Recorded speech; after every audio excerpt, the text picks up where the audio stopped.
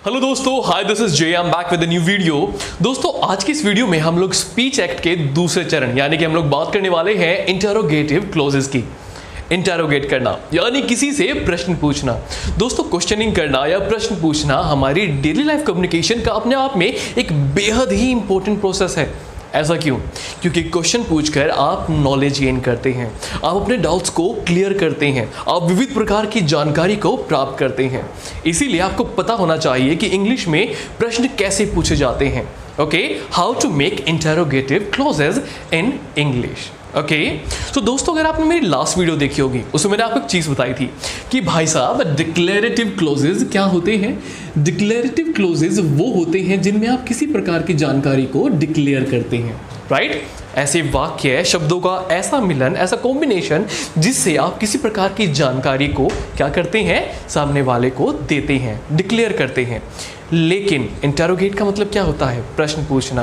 तो भाई ऐसे वाक्य जिनके माध्यम से आप जानकारी देते नहीं हैं बल्कि जानकारी लेते हैं, किसी से कुछ पूछते हैं, तो उन्हें हम कहते हैं इंटरोगेटिव क्लोजेस। लेकिन क्या प्रश्न पूछने का सिर्फ एक ही तरीका होता है? नहीं, आपके इंटरोगेटिव क्लोजेस भी 3 प्रकार के हैं। कौन कौन से? हमने इनको इनके जवाब के आधार पर विभाजित किया है। जवाब के आधार पर कैसे? देखिए, अगर जवाब एक बेहद ही लिमिटेड शब्दों में दिया जा रहा है तो हम लोग उन्हें कहते हैं क्लोज्ड क्वेश्चंस। क्लोज क्वेश्चंस यानी कि जिनका जवाब बेहद ही लिमिटेड शब्दों में दिया जाए। लेकिन ऐसे क्वेश्चंस जिनका जवाब बेहद ही डिटेल में या फिर टिप्पणी करके दिया जाता है, इनको हम WH टाइप क्वेश्चंस भी कह देते हैं। इनको हम कहते हैं ओपन कैटेगरी क्वेश्चंस। के अंदर एक पूरी WH फैमिली को हम लोग स्टडी करते हैं। ओके, और तीसरा होता है आपका question tags.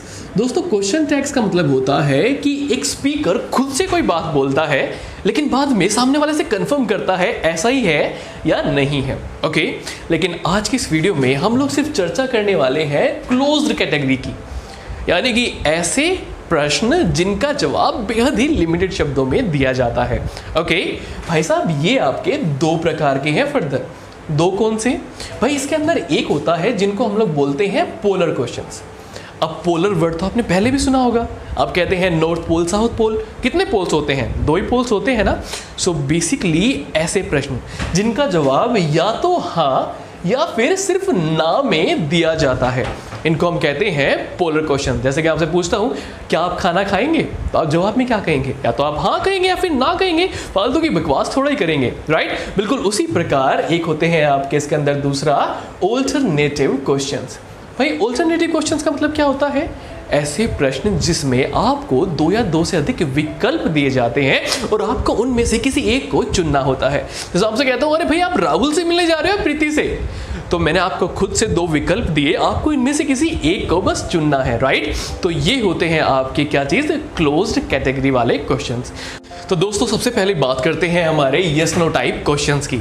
Yes no type यानी कि ऐसे प्रश्न जिनके जवाब में या तो आप हाँ से शुरू करते हैं वाक्य को या फिर ना से। ओके, तो दोस्तों इसमें एक बेहद इंपॉर्टेंट चीज है। वो क्या है? वो है आपके वर्ड ऑर्डर, यानी कि आपके ग्रामेटिकल स्ट्रक्चर में शब्दों का अरेंजमेंट। तो हम लोग क्या करते हैं? हम लोग इसमें करते हैं subject verb inversion. Subject verb inversion का क्या अर्थ है? इन्वर्ट करना यानी कि 2 चीज़ों को एक्सचेंज कर देना, उनकी पोजीशन को। अगर आपको लास्ट वीडियो याद होगी, मैंने आपसे कहा था कि डिक्लेरेटिव स्ट्रक्चर में सबसे पहले हम लोग सब्जेक्ट को रखते हैं। सब्जेक्ट यानी कि वो टॉपिक जिसके बारे में बात की जा रही है। उसके बाद में हम लोग क्या रखते थे? हेल्पिंग वर्ब को। फिर क्या रखते थे? मेन वर्ब को। और उसके बाद में दूसरे एलिमेंट्स आते थे। बिल्कुल सही। आपको यहाँ पर क्या करना है? आपको कुछ नहीं करना, सिर्फ अपनी हेल्पिंग वर्ब को यहाँ से उठाकर आपके सब्जेक्ट से पहले रख देना है। सिर्फ हेल्पिंग वर्ब को। मेन वर्ब अपनी पोजीशन पे ही रहेगी, ठीक है। तो आपने क्या करना है? आपको हेल्पिंग वर्ब को उठाकर सब्जेक्ट से पहले रख देना है और यहां पर फुल स्टॉप की जगह आपको यूज करना है प्रश्नवाचक चिन्ह। तो ये बन के तैयार हो जाता है आपका क्या चीज? Yes no type questions. लेकिन अब आप मुझसे पूछेंगे सर ये हेल्पिंग वर्ब्स कितने प्रकार की होती हैं? तो इसके ऊपर पहले भी एक वीडियो बना चुका हूं, तो आप लोग जाइएगा प्लेलिस्ट में, आपको मिल जाएगी हेल्पिंग वर्ब के ऊपर वीडियो। लेकिन जो आपके चित्र आ रहा है आपके स्क्रीन पे इस वक्त, आप इसका स्क्रीनशॉट ले लीजिए। ओके, इसमें आपको सभी प्रकार की हेल्पिंग वर्ब्स मिल जाएंगी। चलिए फिर अब यहाँ पे ध्यान से देखिए, तो यहाँ पे मैंने आपसे कहा कि पहले हेल्पिंग वर्ब आती है, फिर सब्जेक्ट, फिर मेन वर्ब, राइट। तो चलिए एक क्वेश्चन आपके सामने लिखता हूं, फिर आपको कन्वर्ट करके दिखाता हूं। मैं आपसे कहता हूं you are eating my lunch. Okay, अब मैंने आपको लास्ट वीडियो में बताया था कि ऐसे वाक्य हैं जिनके स्टार्टिंग में सब्जेक्ट आता है, राइट। वो क्या होते हैं? वो होते हैं डिक्लेरेटिव क्लोजेस, और इनके एंड में हमेशा ही हम लोग क्या लगाते हैं? फुल स्टॉप लगाते हैं। अब ये तो हुआ कि आप बात बता रहे हैं, you are eating my lunch, okay. लेकिन अगर आपको प्रश्न पूछना होता तो आप इस आर को यहां से हटाकर क्या करते? आप उसको यहां पर ले आते, तो क्या बन जाता? Are you eating my lunch. अब यहां पे आप बात को बता नहीं रहे, बात को पूछ रहे हैं, are you eating my lunch. तो सामने वाला क्या कहेगा? सामने वाला कहेगा या तो हाँ या फिर ना। यानी कि हिंदी में चाहे कोई भी शब्द लगा हो यहां पर इंग्लिश में, वो हिंदी में हमेशा ही क्या बन जाता है? क्या। आगे बात समझ में? तो चलिए कुछ एग्जाम्पल्स की सीरीज लेते हैं और इनको ध्यान से समझते हैं। मेरी एक एक बातों को ध्यान से सुना करें। मैंने अभी आपसे कहा कि ऐसे वाक्य जो हेल्पिंग वर्ब से शुरू होते हैं, राइट, जिनमें आपके सब्जेक्ट से पहले हेल्पिंग वर्ब आती है, उनका जवाब सिर्फ हाँ या ना में दिया जाता है। ओके, तो अब आप यहां पे देखिए, मैंने आपके जितनी पॉसिबल ऑक्सिलरी वर्ब्स है उन सभी को यूज किया है। तो पहले में अगर मैं बात कहूं am I doing this work well, तो हिंदी में क्या मतलब बन रहा है? क्या मैं इस काम को अच्छे से कर रहा हूं? तो यहां पे एम का मतलब क्या हुआ? क्या। तो अगर कोई आपसे पूछे क्या मैं काम अच्छे से कर रहा हूं, तो आप क्या कहेंगे? क्या आप इतना लंबा भाषण देंगे? नहीं, आप कहेंगे हाँ या फिर कहेंगे ना, राइट। अगले में कहता है आर यू फ्री नाउ, क्या आप अभी फ्री हैं? फ्री का मतलब मुफ्त नहीं, यानी कि अब कुछ काम तो नहीं है इस वक्त। ओके, तो यहां पे फिर से आर का मतलब हिंदी में क्या गया? क्या। क्या आप इस वक्त फ्री हैं? तो आप क्या कहेंगे? यस आई एम या फिर no I am not. Okay, अगले में कहता है वो शी एंग्री विद यू, क्या वो तुमसे गुस्सा थी? फिर से यहां पर हिंदी में क्या जा रहा है? क्या। क्या वो तुमसे गुस्सा थी? No she was not, yes she was.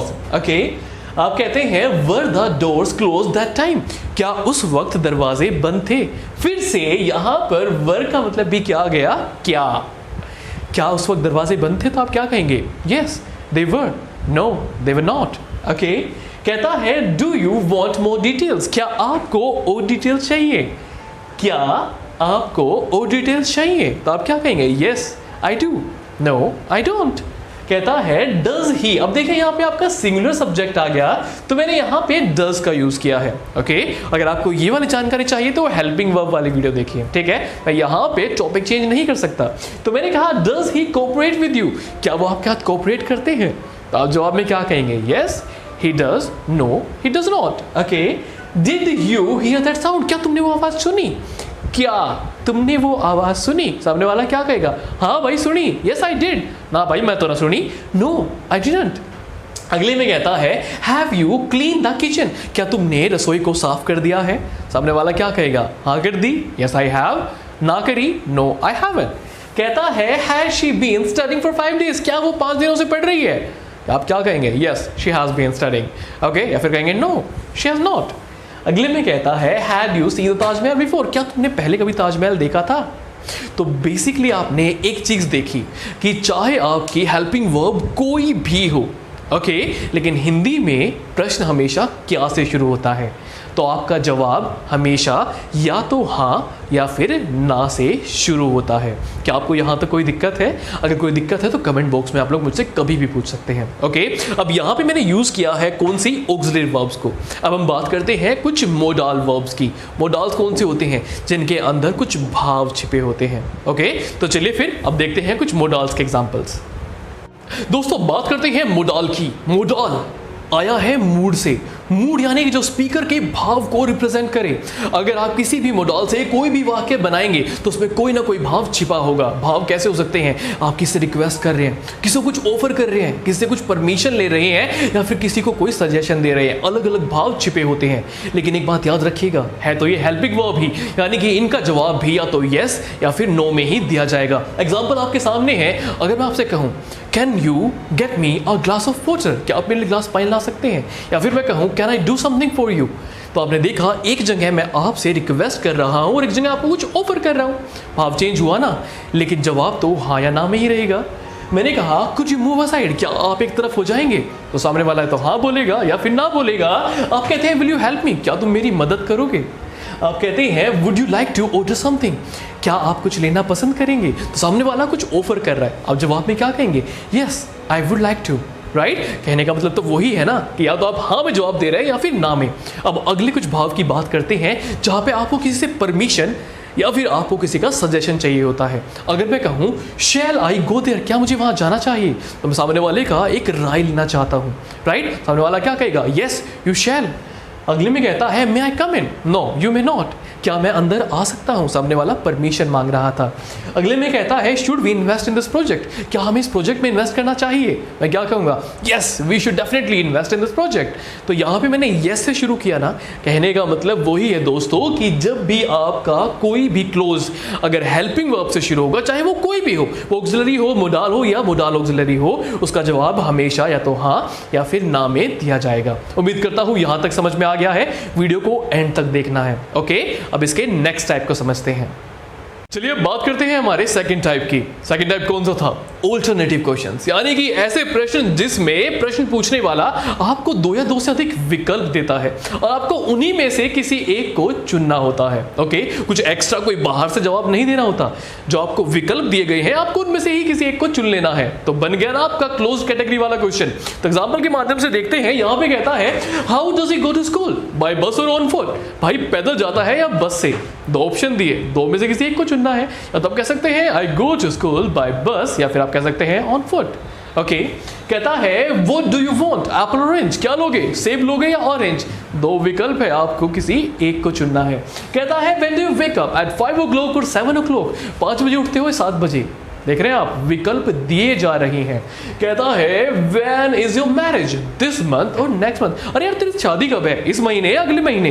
तो सामने वाले ने आपको दो विकल्प दिए हैं और इन दोनों में से आप कोई सा एक चुनेंगे, राइट? कहता है whose pen is this, yours और हर्स, अरे किसका पेन है ये, तेरा है या उसका है, right? So that way I am saying, यहां पर आपको प्रश्न पूछने वाला पहले ही कोई दो या दो से अधिक विकल्प देता है और आपको उनमें से किसी एक को चुनकर आंसर में बोलना होता है। कुछ भी चीज बाहर से नहीं बोलनी होती। तो ये कहलाते हैं आपके ऑल्टरनेटिव क्वेश्चंस। आई होप यहां तक आपको समझ में आ गया होगा। तो दोस्तों आज की इस वीडियो में हम लोगों ने सीखा अपना फर्स्ट टाइप, यानी कि क्लोज कैटेगरी क्वेश्चंस। कल की वीडियो में हम लोग बात करेंगे WH टाइप, जिसके अंदर एक पूरी की पूरी WH फैमिली आ जाती है। तो उस वीडियो को देखना ना भूले क्योंकि वो अपने आप में बेहद ही ज्यादा इंपॉर्टेंट है, ओके? तो चलिए फिर हंसते रहिए, मुस्कुराते रहिए और देखते रहिए इंग्लिश विद जय सिंह। धन्यवाद।